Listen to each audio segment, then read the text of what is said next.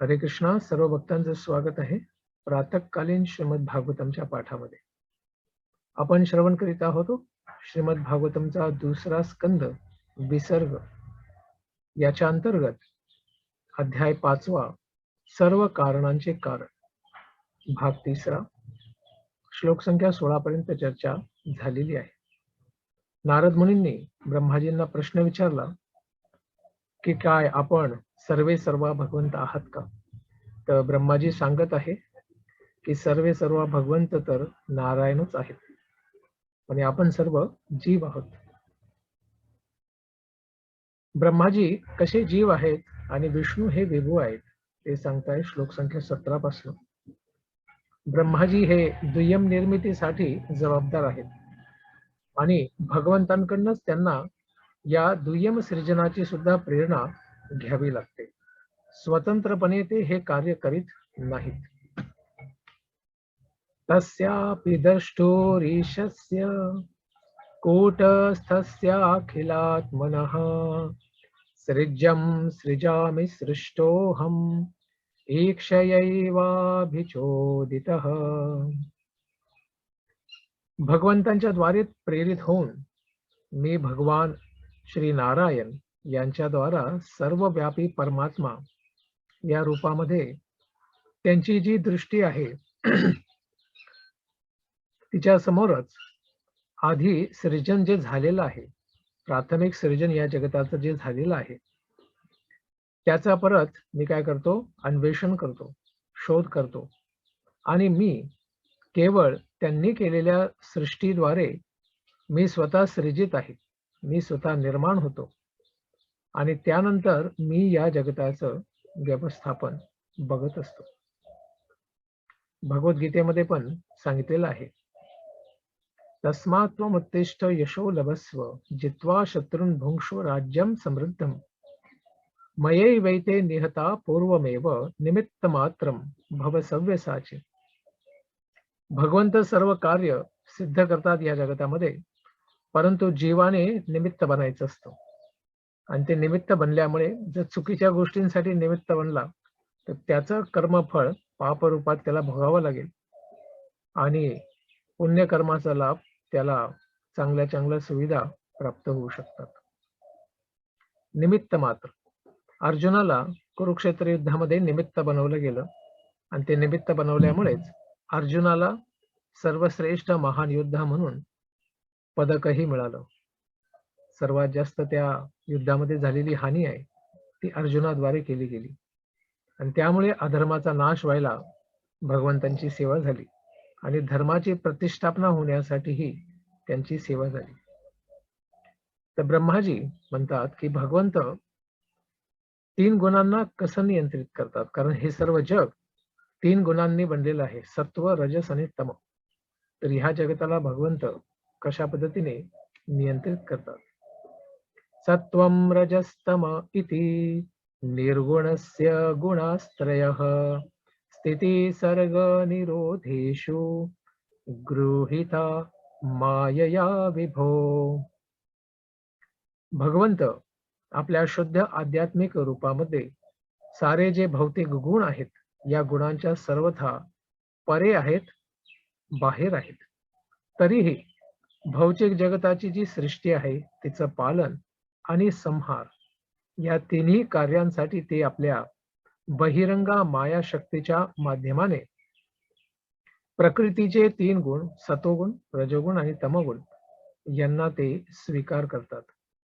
कारण ह्या जगताची सृष्टी होऊच शकत नाही जोपर्यंत भगवंत या 3 गुणांना प्रकट करत नाही आणि प्रकृतीद्वारे या सर्व गोष्टींना संचालित करीत नाही. परंतु ह्या सर्व गोष्टी भगवंतांपासूनच उद्भूत आहेत, प्रकट आहेत. त्यांना स्वतंत्र कोणतेही असे कारण नाही. मग ब्रह्माजी सांगतात की जे गुणातीत आहे, गुणांच्या सर्वथा अतीत, परे आहेत, बाहेर आहेत, वरती आहेत, असे भगवंत अत्यंत श्रेष्ठ आहेत, गुणांच्या कधीही अधीन येत नाहीत. परंतु जीव अर्थात आपण सर्व, आपण गुणांच्या अधीन येतो, त्यामुळे आपण गुणाधीन आहोत. कार्यकारण कर्तृत्वे द्रव्य ज्ञान क्रियाश्रयः बध्नन्ति नित्यदा मुक्तं मायिनं पुरुषं गुणाः. भौतिक प्रकृतीचे हे जे 3 गुण आहेत, हेच पुढे जाऊन परिवर्तित होऊन पदार्थ, ज्ञान आणि क्रियांच्या रूपामध्ये प्रकट होतात आणि दिव्य जीव याला कार्य करण्यासाठी ते काय करतात? प्रतिबंधित करतात. अर्थात मग तो सत्वगुणी कार्य केले, रजोगुणी आणि तमोगुणी अशा 3 प्रकारच्या कार्यांमध्ये प्रवृत्त होऊ शकतो. आणि अशा कार्यांसाठी मग जरी ते गुणांद्वारे ह्या जगतामध्ये कार्यान्वित केले जातात सर्व कार्य, परंतु जीव त्या त्या गुणांचा आश्रय घेऊन त्यांना करीत असतो असा त्याला भास झाल्यामुळे तो या गुणांचा काय बनतो? बंधनामध्ये फसतो. आणि त्या त्या प्रकारच्या परिणामांना तो प्राप्त करत असतो. असा 3 गुणांमध्ये बद्ध झालेला जीव भगवंतांना बघू शकतो की नाही बघू शकत? स एष भगवान लिंगैस्त्रिभिरेतैरधोक्षजः स्वलक्षित गतिर्ब्रह्मन् सर्वेषां मम चेश्वरः. हे ब्राह्मण नारद, परमद्रष्टा भगवंत परब्रह्म प्रकृतीच्या उपयुक्त 3 गुणांच्या द्वारे या सर्व जीवांच्या इंद्रियांना अनुभूत होत नाही. या सर्व जीवांच्या द्वारे 3 गुणांमध्ये फसल्यामुळे गुणातीत असणाऱ्या भगवंतांचं दर्शन करणं शक्य नाही, कारण भगवंत गुणातीत आहेत. त्यामुळे भगवंत सर्वथा काय आहेत? अधोक्षज आहेत, इंद्रियांना गम्य नाहीत, इंद्रियांच्या संवेदनांच्या पलीकडे आहेत. परंतु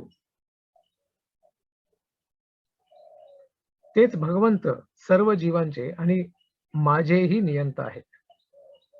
3 गुणांच्या पलीकडे असणारे भगवंत गुणांपासून सर्वथा स्वतंत्र आहेत, परंतु गुणांद्वारे नियंत्रित होणाऱ्या सर्व जीवांचं नियंत्रण हे भगवंत स्वतः करीत असतात.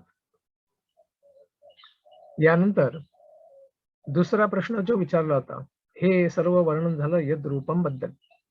आता दुसरा प्रश्न विचारला होता नारद मुनींनी यद सृष्टम, यत सृष्टम, की ही जी सृष्टी निर्माण होते याच्याबद्दल. तर 2 प्रकारची सृष्टी आहेत. एक आहे कारण सृष्टी आणि एक आहे कार्यसृष्टी. कारण म्हणजे कोणत्याही गोष्टीला घडून येण्यासाठी काहीतरी सबळ कारणाची आवश्यकता असते. जोपर्यंत कारण उपस्थित होत नाही तोपर्यंत कार्य होऊ शकत नाही. जोपर्यंत प्रेरणा नसेल तोपर्यंत कोणत्याही पद्धतीचं कार्य घडून येऊ शकत नाही. त्यामुळे आधी कारण येते, नंतर कार्य घडून येते. आणि कार्यामध्येही कारणाची अपेक्षा असतेच. जोपर्यंत कार्यामध्ये कारणाचा अंतर्भाव नसेल तोपर्यंत कार्यही घडून येऊ शकत नाही. तर हा आहे कारण कार्य संबंध. तर 2 प्रकारच्या सृष्टी आहेत. एक आहे कारण सृष्टी आणि नंतर कार्यसृष्टी. तर कारण सृष्टी सांगताय श्लोक संख्या 21 ते 31 मध्ये. कालम कर्म स्वभावं च मायेशो मायया स्वया आत्मन यदृच्छया प्राप्तं विभुभूषुर उपाददे. सर्व शक्तींचे सर्वथा नियंता असणारे भगवंत आपली ही जी शक्ती आहे तिच्या नित्य काळ रूपामध्ये समस्त जीवांचं भाग्य आणि त्याचबरोबर त्यांचे विशिष्ट असणारे जे स्वभाव आहेत, गुणांद्वारे प्राप्त केलेले, त्या त्या संघाद्वारे प्राप्त केलेले जे स्वभाव आहेत, त्या स्वभावांची ही सृष्टी करतात आणि त्यानंतर स्वतंत्र रूपात ते स्वतःमध्ये या सर्व गोष्टींना विलीन करून घेतात. कारण हे जग भगवंतांपासूनच निर्माण आहे आणि जरी ते खूप मोठ्या काळासाठी अस्तित्वात असतं तरीही त्याच्या प्रलयानंतर हे संपूर्ण सृष्ट जगत हे भगवंतांच्याच उदरामध्ये आश्रय प्राप्त करीत असते. काला गुण व्यतिकरः परिणामः स्वभावतः कर्मणो जन्म महतः पुरुषाधिष्ठितादभूत. तर पहिलं अवतरण कोणाचं आहे? पहिलं अवतरण आहे प्रथम पुरुषाचं या जगतामध्ये. त्यांचं नाव आहे कारणार्णवशाही विष्णू, महाविष्णू. आणि यांच्यानंतर महत्त्व अथवा भौतिक सृष्टीला निर्मिती आवश्यक असण्यासाठी, निर्मिती होण्यासाठी आवश्यक असणारे सर्व तत्व अर्थात भौतिक सृष्टीचे सर्व सिद्धांत घटित होतात, एकत्र होतात, प्रकट होतात. आणि त्यानंतर काळ प्रकट होतो. आणि मग काळक्रमाने 3 गुणही प्रकट होतात. आणि प्रकृतीचा अर्थच आहे की 3 गुणात्मक अभिव्यक्ती, अर्थात 3 गुणांचं सगळं मिश्रण. जसं या जगतामध्ये सर्व जे रंग आहेत ते रंग 3 रंगांपासूनच प्रकट झालेले आहेत. त्याच पद्धतीने 3 गुणांच्या मिश्रणाने 3 त्रिक 9, 9 त्रिक 27, 27 त्रिक 81, अशा पद्धतीने सर्व 84 लक्ष योनियांचा विस्तार होतो 3 गुणांच्या विविध प्रकारच्या मिश्रणाने, मात्रेच्या मिश्रणाने. आणि ही जी प्रकृती आहे सर्व कार्यांमध्ये मग काय होते? रूपांतरित होते गुणांच्या प्रभावाने. मग महत्त्वाचं परिवर्तन कसं होतं?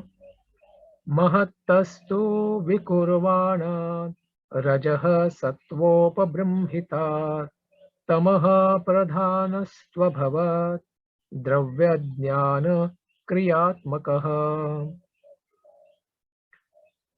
महत्त्व क्षुब्ध होते आणि ते क्षुब्ध झाल्यानंतर भौतिक क्रिया सर्वथा उत्पन्न होतात. आणि सर्वात प्रथम सत्वगुण, त्यानंतर रज, अशा पद्धतीने त्याचं रूपांतरण होत जाते. आणि शेवटी मग तमोगुण आणि तमोगुणाचे कारण अर्थात पदार्थ. ब्रह्मापासूनच निर्माण झालेलं हे जग, परंतु इथले सर्व पदार्थ कसे असतात? जड असतात, अर्थात त्यांच्यात जीव नसतो. तर हे तमोगुणाच्या प्रभावानेच सिद्ध केलं जातं. त्यानंतर ज्ञान आणि ज्ञानाचे विभिन्न कार्यकलापही प्रकट केले जातात. हे सर्व स्थित्यंतर होतात महत्त्वामध्ये कालाच्या प्रभावाने. आणि मग यानंतर अहंकाराची निर्मिती होते. सोऽहंकार इति प्रोक्तो विकुर्वन् समभूत त्रिधा वैकारिकस्तैजसश्च तामसश्चेति यदभिधा द्रव्यशक्ती क्रियाशक्तिर्ज्ञानशक्तिरिति प्रभो. या पद्धतीने आत्मकेंद्रित भौतिकतावादी भौतिक स्वरूपाचा अहंकार 3 रूपांमध्ये परिवर्तित होतो गुणांच्या अनुसार. सतोगुणी अहंकार, रजोगुणी अहंकार आणि तमोगुणी अहंकार, अशा पद्धतीने ये 3 स्वरूप आहेत. पदार्थाला विकसित करणारी सर्व शक्ती, भौतिक सृष्टीचं ज्ञान आणि अशाच भौतिकतावादी क्रियांच्या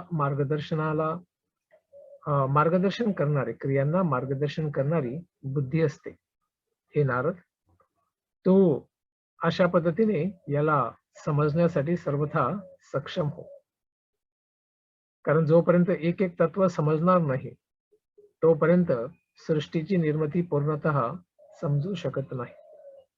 आधी अहंकार आणि अहंकारानंतर बुद्धीचं प्रकटीकरण होत आहे. त्यामुळे व्यक्तीने बुद्धीला भगवंतांच्या सेवेत लावलं पाहिजे. तर मिथ्या अहंकारही आहे.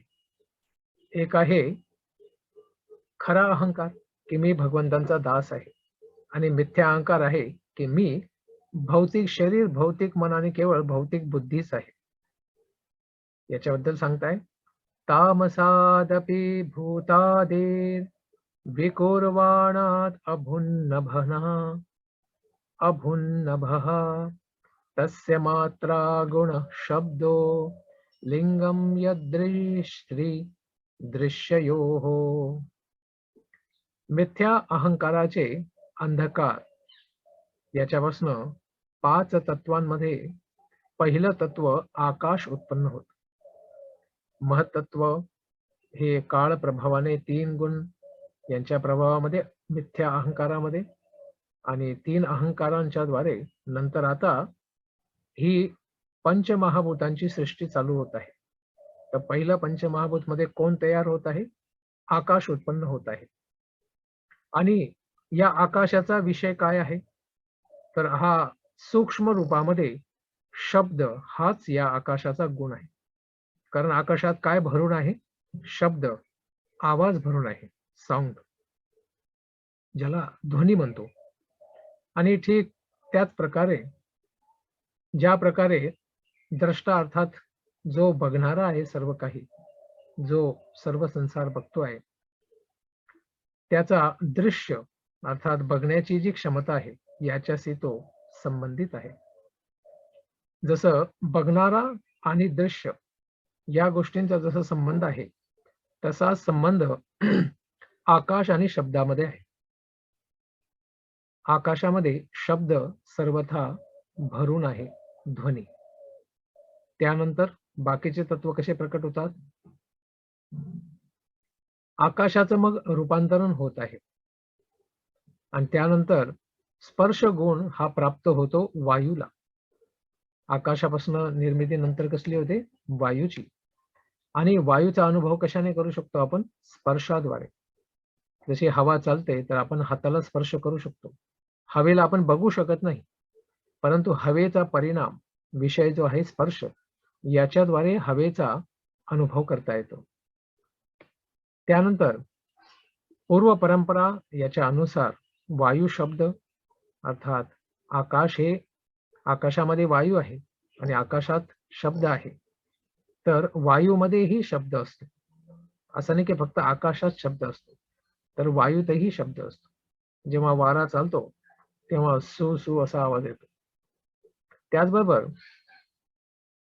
या जगतामध्ये जी आयु आहे, जो काळाची गणना असते, त्याचे मूलभूत तत्व अर्थात स्पर्श, मानसिक शक्ती आणि शारीरिक बल यांच्याद्वारे पूर्ण होत असते. काळ आणि त्याचबरोबर प्रकृतीच्या बरोबर सुद्धा जेव्हा वायू हा रूपांतरित होतो, त्यानंतर तिसरं तत्व हे प्रकट होते आणि ते आहे अग्नितत्व. तर वायूला, आकाशाला आपण बघू शकत नाही, परंतु अग्नीला आपण बघू शकतो डोळ्यांच्या द्वारे. मग याच्यामध्ये कोणकोणत्या विषयांचा समावेश आहे? तर अग्नीला आपण स्पर्शही करू शकतो आणि अग्नीचा आवाजही येतो. याच्यात आकाश तत्व पण आहे, वायू तत्व पण आहे आणि त्याचबरोबर तिसरं तत्व पण याच्यामध्ये आपल्याला विषय बघायला मिळेल, ते हे तन्मात्रा आहे रूप. अग्नीला रूपही असते. वायूचं रूप दिसत नाही, परंतु अग्नीचं रूप आपल्याला डोळ्यांद्वारे दिसू शकतं. कारण अग्नी सुद्धा रूपांतरित होते नंतर आणि अग्नीचं रूपांतरण आणखी स्थूल पंचतत्वामध्ये होतं. त्याचं नाव आहे जल, पाणी. तर पाण्याला आपण स्पर्शही करू शकतो. त्याच्यामध्ये आकाशही आहे, त्याच्यात शब्दही, आवाजही आहे आणि त्याला रूपही आहे. परंतु त्याच्यामध्ये आणखी एक अनुभव आणखी आपल्याला बघायला मिळतो, तो आहे रस आणि स्वाद. तर पाण्यामध्ये रसोहम अप्सु कौंतेय, पाण्यामध्ये रसही आहे आणि स्वाद अर्थात त्याला चवही असते. आणि या परंपरेनुसार याच्यामध्ये रूप, स्पर्श आणि शब्दही परिपूर्ण असतातच. आणि मग हे जे पाणी आहे, हे पाण्याचं रूपांतरण आणखी सघन पदार्थामध्ये होतं, ज्याला म्हणतात पृथ्वी. त्या पृथ्वीवरती आपण, अर्थात पृथ्वी नसेल तर आपण असूच शकत नाही, कारण आपला आधारच पृथ्वी आहे. तेव्हा तर ह्या पृथ्वीमध्ये अजून एक तत्व, अनुभव तत्व आपल्याला बघायला मिळतं. तर पृथ्वीमध्ये शब्द पण आहे, रूप पण आहे, रस पण आहे, पण अजून एक तत्व याच्यामध्ये बघायला मिळेल आपल्याला, ते आहे सुगंध. पृथ्वीला गंध पण आहे. त्यामुळे सांगितलं गेलेलं आहे, पुण्यो गंधाम पृथ्व्यामच. पृथ्वीमध्ये जो पुण्यगंध आहे, अर्थात खास करून जो पहिला पाऊस होतो, त्या पावसामध्ये जे आपल्याला सुंदर सुंदर सुगंध धरतीचा जो येतो, तर तो सुगंध जो आहे तो धरतीचा ओरिजिनल मूळ स्वाभाविक सुगंध आहे. अन्यथा तो सुगंध जास्त येत नाही. का? कारण बाकीच्या वेळी वातावरणात दुसरे सुगंध जास्त असतात. परंतु जेव्हा पाऊस होतो तेव्हा बाकीचे सगळे सुगंध पाण्यामध्ये विरघळून खाली पडतात आणि केवळ पृथ्वीचाच सुगंध मग दरवळायला लागतो आणि तो आपण अनुभव करू शकतो. याच पद्धतीने मग परंपरेनुसार रस, शब्द, स्पर्श आणि रूप या सर्वांना प्रकटीकरण केलं जातं पृथ्वी या तत्वामध्ये. यानंतर मनाची उत्पत्ती आपण श्रवण करूया उद्याच्या प्रातःकालीन सत्रामध्ये. धन्यवाद. हरे कृष्ण.